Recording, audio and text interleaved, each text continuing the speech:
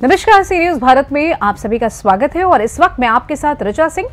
वक्त हो चुका है खबरें अब तक का।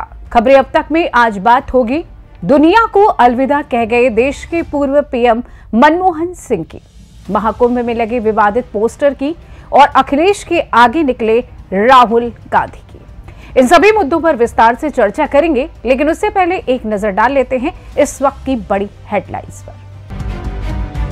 वो अपनी सामान्य पृष्ठभूमि के मूल्यों को कभी नहीं भूले, पीएम मोदी ने मनमोहन सिंह को दी श्रद्धांजलि। संभल में जामा मस्जिद के सामने बनाई जाएगी पुलिस चौकी, हिंसा के बाद प्रशासन का बड़ा फैसला। बॉर्डर की ओर बढ़ रहे तालिबानी लड़ाके, पाकिस्तान ने पेशावर और क्वेटा से भेजे सैनिक। हार्ट अटैक से हुई आतंकी सरगना अब्दुल रहमान मक्की की मौत, 26/11 अटैक का था गुनहगार। चिराग पासवान की पार्टी के नेता हुलास पांडे के घर ईडी की रेड, बेंगलुरु और दिल्ली में छापेमारी। सुजुकी के पूर्व चेयरमैन ओसामू सुजुकी का निधन, भारत में एंट्री कर लिया था बड़ा फैसला। राजकीय सम्मान के साथ कल होगा पूर्व पीएम मनमोहन सिंह का अंतिम संस्कार, दी जाएगी 21 तोपों की सलामी। पूर्व पीएम मनमोहन सिंह के निधन की शोक अवधि के दौरान देश भर में झुका रहेगा राष्ट्रीय ध्वज। फिर 70,000 के पार हुआ 22 कैरेट सोना, 76,635 रुपए पहुंचा गोल्ड। हरे निशान पर खुला घरेलू शेयर बाजार, शुरुआती कारोबार में सेंसेक्स चढ़ा, निफ्टी भी उछला। तो चलिए शुरू करते हैं खबरों का सिलसिला और बात करते हैं अपने पहले खास मुद्दे के बारे में। आर्थिक सुधारों के जनक पूर्व प्रधानमंत्री मनमोहन सिंह का गुरुवार रात निधन हो गया है। मनमोहन सिंह लंबे समय से बीमार चल रहे थे। गुरुवार देर रात तबियत बिगड़ने के बाद उन्हें देर शाम दिल्ली के एम्स हॉस्पिटल में भर्ती कराया गया, जहां उन्होंने अंतिम सांस ली। मनमोहन सिंह को भारत में आर्थिक सुधार का जनक माना जाता है। बतौर वित्त मंत्री 1991 में उन्होंने उदारीकरण के जरिए भारत की अर्थव्यवस्था को नई ऊंचाई दी। 10 साल तक देश के प्रधानमंत्री रहे मनमोहन सिंह ने अपने 3.5 दशक के सियासी सफर में सिर्फ एक बार ही चुनाव में किस्मत आजमाई, लेकिन वो जीत का स्वाद नहीं चख सके। मनमोहन सिंह को बहुत अच्छी तरह से पता था कि उनका राजनीतिक जनाधार नहीं है। उन्होंने कहा था कि राजनेता बनना अच्छी बात है, लेकिन लोकतंत्र में राजनेता बनने के लिए आपको पहले चुनाव जीतना पड़ता है। मनमोहन सिंह ने साल 1991 में सियासत में कदम रखा और वित्त मंत्री बने तो उन्होंने राज्यसभा के जरिए संसद जाने का रास्ता चुना। इसके बाद राजनीति में सिर्फ राज्यसभा के जरिए ही संसद पहुंचते रहे। जब 10 साल प्रधानमंत्री भी रहे तो उन्होंने उच्च सदन का मार्ग पकड़ा। इस तरह 33 सालों तक राज्यसभा का ही प्रतिनिधित्व करते रहे। पूर्व प्रधानमंत्री मनमोहन सिंह अपने राजनीतिक जीवन में सिर्फ एक बार ही चुनावी मैदान में उतरे, लेकिन जीत नहीं सके। बात 1999 में लोकसभा चुनाव की है।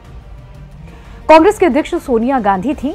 1996 से सत्ता से बाहर कांग्रेस की वापसी के लिए सोनिया गांधी ने अपने तमाम दिग्गज नेताओं को चुनाव लड़ाने का फैसला किया था।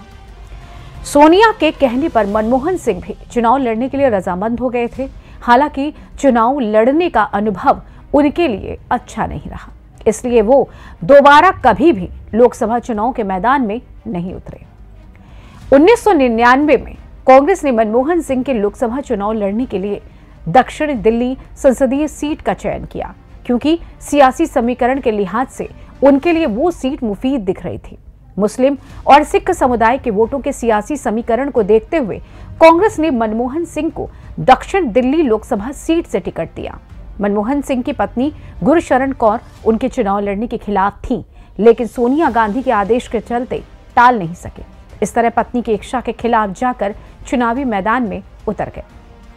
मनमोहन सिंह को लगा कि पार्टी के बड़े नेता उनके पक्ष में हैं। वित्त मंत्री के तौर पर उनका काम भी अच्छा रहा है, इसलिए ये चुनावी राजनीति में उतरने का सही वक्त भी है। उन्होंने लोकसभा चुनाव लड़ने का मन बना लिया था। सिख मुस्लिम वोट के समीकरण के चलते भी मनमोहन सिंह को लगा यही सीट सबसे मुफीद है, वे चुनाव जीत जाएंगे। लेकिन राजनीति की चाल तो उन्हें मालूम ही नहीं थी। बीजेपी के विजय कुमार मल्होत्रा के सामने कांग्रेस से मनमोहन सिंह उतर गए। मनमोहन सिंह की तरह मल्होत्रा का राष्ट्रव्यापी पहचान नहीं थी, लेकिन दिल्ली की सियासत में पंजाबी चेहरे थे। जनसंघ के दौर से ही पार्टी से जुड़े हुए थे। मल्होत्रा को अपनी जीत दूर तक नजर नहीं आ रही थी और मनमोहन सिंह अपनी जीत के लिए आश्वस्त नजर आ रहे थे। लेकिन मनमोहन सिंह 1999 का चुनाव करीब 30,000 वोटों से हार गए थे। 2004 में एक बार फिर कांग्रेस ने मनमोहन सिंह को लोकसभा चुनाव के टिकट की पेशकश की, लेकिन उन्होंने तौबा कर लिया और फिर कभी चुनावी मैदान में नहीं उतरे। खैर, रुक करते हैं हम अपनी अगली रिपोर्ट की ओर। क्या दुनिया के सबसे बड़े धार्मिक आयोजन को सियासी अखाड़ा बनाने की कोशिश हो रही है?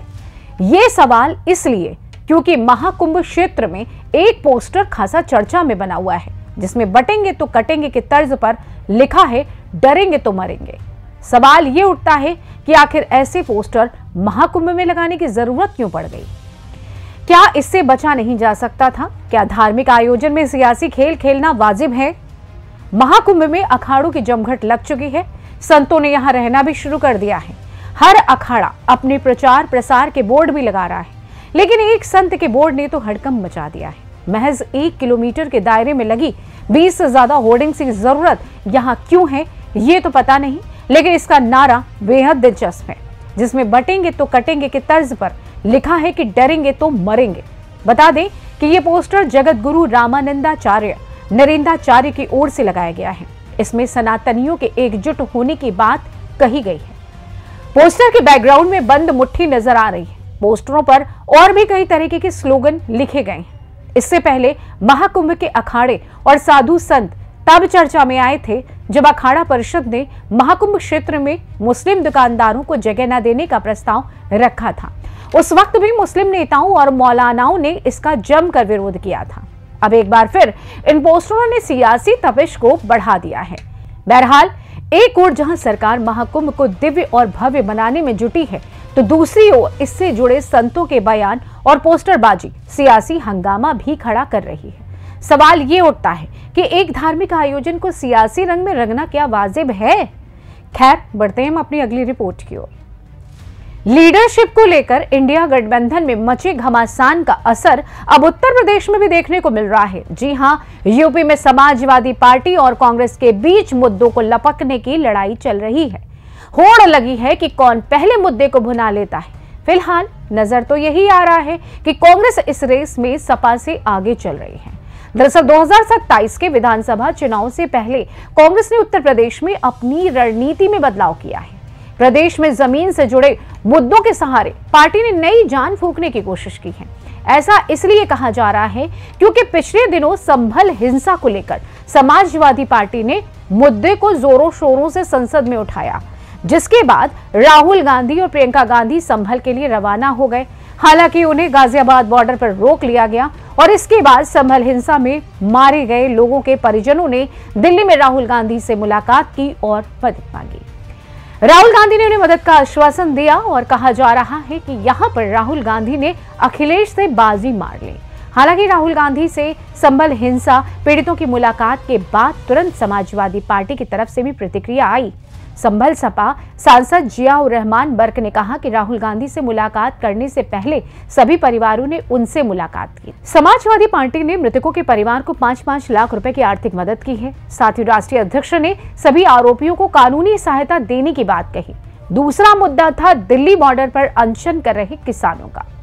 कांग्रेस के प्रतिनिधिमंडल ने किसानों से मुलाकात कर यहां भी बाजी मार ली, जिसके बाद समाजवादी पार्टी की तरफ से पार्टी के डेलीगेशन को भेजने का ऐलान कर दिया गया। तीसरा मौका तब राहुल गांधी ने लपक लिया जब वे अचानक से हाथरस पहुंच गए। 2020 में हाथरस रेप मर्डर कांड की पीड़िता के परिवार वालों से उन्होंने मुलाकात की। पीड़िता के परिजनों ने बताया कि उन्होंने पत्र लिखकर अपनी समस्या बताई थी और मदद मांगी थी। यहां भी राहुल गांधी अखिलेश यादव से एक कदम आगे निकले। आपको बता दें कि कांग्रेस 2027 के विधानसभा चुनाव से पहले उत्तर प्रदेश में अपने मुद्दों को सेट कर अपने लिए जमीन तैयार कर रही है। ये स्थिति समाजवादी पार्टी को असहज करने वाली हो सकती है, क्योंकि दोनों ने लोकसभा का चुनाव मिलकर साथ लड़ा था, जिसकी वजह से कांग्रेस को 6 सीटें मिली, तो वहीं सपा 37 सीट जीतने में कामयाब रही। हालांकि उपचुनाव में सपा की तरफ से कांग्रेस को कोई सीट नहीं दी गई। 2 सीटों का ऑफर दिया गया था, लेकिन कांग्रेस ने रणनीति के तहत चुनाव नहीं लड़ा। नतीजा रहा, सपा महज 2 सीट पर जीत दर्ज कर सकी। इसी तरह विधानसभा चुनाव में स्थिति जुदा होगी।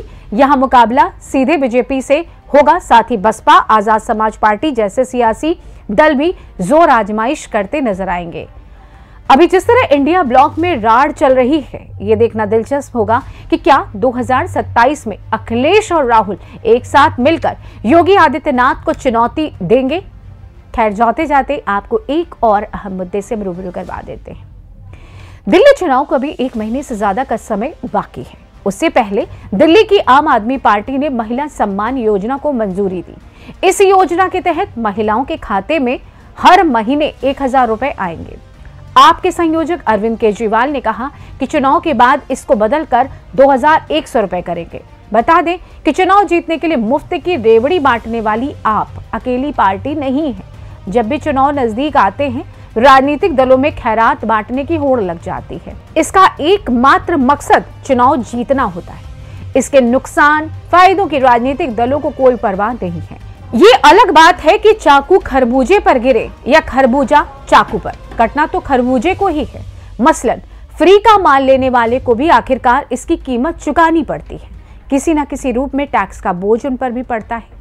फ्री की योजनाओं का फायदा उठाने वाले भी इससे बढ़ने वाली महंगाई की मार से बच नहीं सकते। आजकल हमारे देश में मुफ्त की रेवड़ी बांटकर वोट बटोरने का कल्चर लाने की भरसक कोशिश हो रही है। ये रेवड़ी कल्चर देश के विकास के लिए बहुत घातक है। रेवड़ी कल्चर वालों को लगता है कि जनता जनार्दन को मुफ्त की रेवड़ी बांटकर उन्हें खरीद लेंगे, लेकिन हमें मिलकर रेवड़ी कल्चर को देश की राजनीति से हटाना होगा। खैर, आपकी इस मुद्दे पर क्या राय है, हमें कमेंट करके जरूर बताइएगा। फिलहाल आप मुझे दीजिए इजाजत। नमस्कार।